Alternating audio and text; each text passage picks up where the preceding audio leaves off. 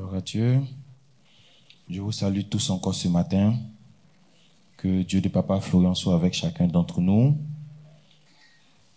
2 Rois, chapitre 4, le verset 20.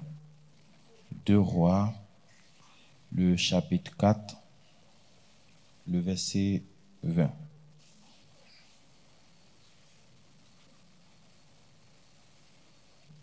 Voici notre texte. Et la Bible dit, le serviteur l'emporta et l'emmena à sa mère. Et l'enfant resta sur les genoux de sa mère jusqu'à midi, puis il mourut. Que Dieu bénisse sa parole. Amen. Dans ce texte, il n'y a pas une bonne nouvelle. On nous annonce le décès d'un enfant. Cet enfant qui est décédé, je ne sais pas quel âge il avait, mais c'est un enfant qu'on appelle Dieu donné. Je veux dire les enfants qu'on dit Dieu a donné. Parce qu'à la base, sa mère n'avait pas d'enfant. Et le mari de cette femme était vieux. Donc on se dit, ne peut pas aussi concevoir. La preuve en est que lorsque le prophète Élisée a dit à cette femme que mon Dieu va te donner un enfant, elle a dit au prophète, il ne faut pas te moquer de moi.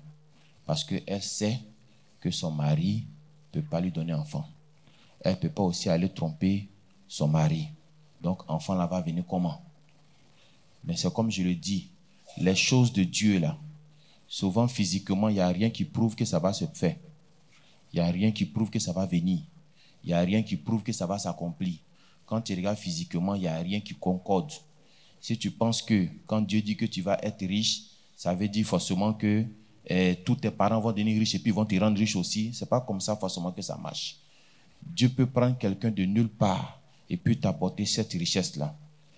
Donc Dieu a dit à cette femme, par le prophète Élisée, que tu vas avoir enfant.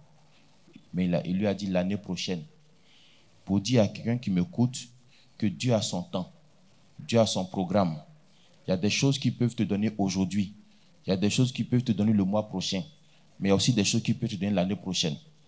Donc Dieu a son temps, Dieu a son programme. Dieu, on ne le force pas. Dieu, on le supplie. Dieu, on lui demande pardon. Dieu, on s'incline. Dieu, on dit si tu veux. Vous comprenez? On ne dit pas si tu ne me donnes pas, moi je ne te suis plus. Si toi tu dis que tu ne suis plus Dieu parce qu'il ne t'a pas donné visa là, il y a 50 millions de personnes qui vont le suivre, même s'ils n'ont pas eu visa. Et cet enfant que Dieu a fait grâce à cette famille, les jours à venir, les semaines à venir, les mois à venir, cet enfant est décédé. Donc, la maman qui était en joie hier, aujourd'hui, est en train de pleurer l'enfant que Dieu lui a donné. Pourquoi j'ai pris ce texte-là pour toi aujourd'hui? Je veux simplement te dire, ce que Dieu te donne là, il faut veiller là-dessus. Il faut chérir ça. Il faut être jaloux de ça. Et puis la maison qu'il t'a donnée là, il ne faut pas abandonner cette maison.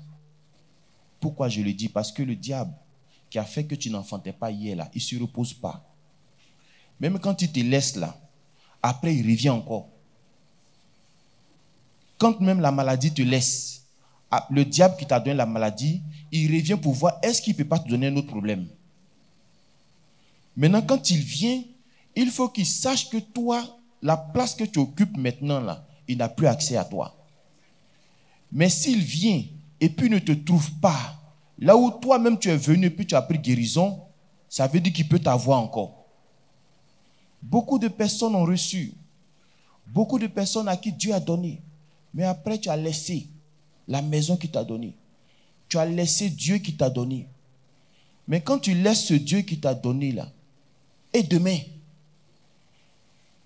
tu ne peux pas penser que l'enfant là, comme c'est Dieu qui t'a donné, il peut mourir. Pour toi, tu as pensé que cet enfant-là, bientôt il va devenir président, c'est lui qui va me nourrir. Elle n'a pas mis dans son calcul que cet enfant pouvait mourir.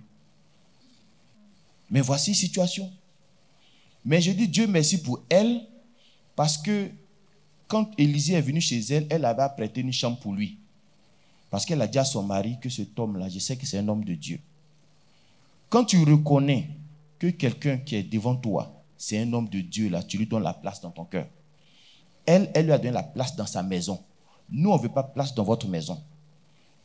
Le Dieu de Papa Florent veut une place dans ton cœur. C'est ça qui est le plus important. Ta maison, c'est ta maison. Ta voiture, c'est ta voiture. Ton argent, c'est ton argent.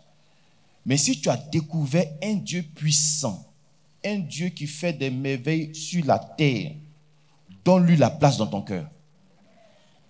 Et vu qu'elle avait laissé la place pour le prophète Élisée, lorsque l'enfant est décédé, elle n'a pas envoyé l'enfant ailleurs. Ça aurait été les gens de 2021, là, ou bien de 2025, là, ils vont prendre l'enfant pour lui donner, c'est un autre homme de Dieu. Mais est-ce que c'est l'autre homme de Dieu là qui a prophétisé pour que tu aies cet enfant? Elle dit, c'est lui qui a dit que je vais avoir l'enfant. Donc je vais mettre l'enfant là dans la chambre qu'on lui a réservée.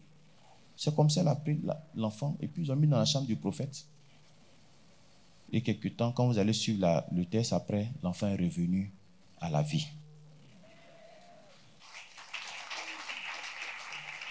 Ce que Dieu va te donner aujourd'hui, veille là-dessus. Parce qu'il y a longtemps, tu souffres. Il y a longtemps, tu es dans cette situation. Si Dieu passe par cette maison et puis te donne ton bonheur, il ne faut pas que demain tu abandonnes. Parce que je répète que l'ennemi qui t'a donné le problème là, il ne dort pas. Il ne dort jamais. La Bible dit que ton Dieu ne sommeille ni ne dort. Lui aussi, il ne sommeille ni ne dort. Donc vous êtes ensemble. Que tu sois dans un autre pays, que tu sois dans une autre ville, il faut penser au Dieu de Papa Florian. C'est vrai, l'enfant est mort, mais le prophète Élisée était toujours avec elle.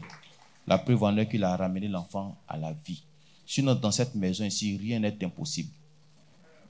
Mais si tu sais donner la place au Dieu de Papa Florian, il fera des choses incroyables. Mais n'abandonne pas la maison de Dieu. Que Dieu soit avec chacun d'entre nous et que Dieu remplisse le désir de notre cœur. Amen.